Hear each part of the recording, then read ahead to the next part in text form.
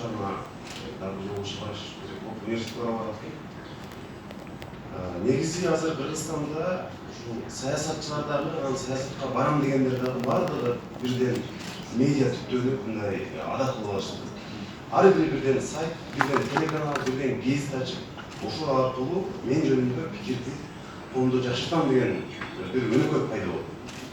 Алардын көпчүлүгүнүн максаты коомду өзгөртүү, бир адилеттүү, экономикасы кубаттуу өлкөнү куруу эмес.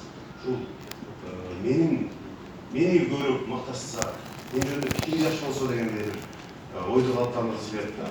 Бирок ушул фонддун максаты нагыз журналистиканы, чыныгы журналистиканы көбүрөөк колдосо. Улан сыяктуу, уландай болом деген Оштоодо бир Адыл деген жигит бар экен. Уланды күмөт тутат экен. Басканынан баштап, чачынын жасаласына чейин уландын өзү. Жетекчиси айтат, ушу сүйлөгөнүнөн баштап уланды туурап, уланды уландай болом деп жүргөн аймактарда балдар, кыздар көп. Аларга ушул мындай тренингдер керек да, аябай. Темаларды бөлүштүрүү, кантип жасоо, маалымат булагы менен иштөө, улан ушул жагынан абдан кыйын болчу чынында. Эмне үчүн мисалы Акын пансионатына барып эс алды, улан депутат кылат атпайбы? Анын ыкмасы жөнөкөй эле. Улан бардык саясатчылар менен, депутаттар менен сүйлөшүп, алардан кандайдыр бир жеке кызыкчылык эмес, алардан маалымат алчу. Эмне болуп атат, ичинде эмне болуп атат, ушунун баарын да көрө билчү да.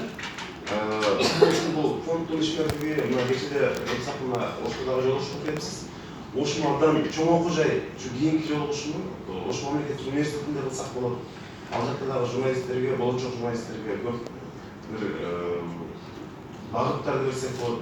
Эми уландын иши боюнча биз буга чейин такайын айтып жатабыз. Кечээ парламент иш күнүн баштаганда дагы ошо биринчи сөзүн ушу уландан баштадым.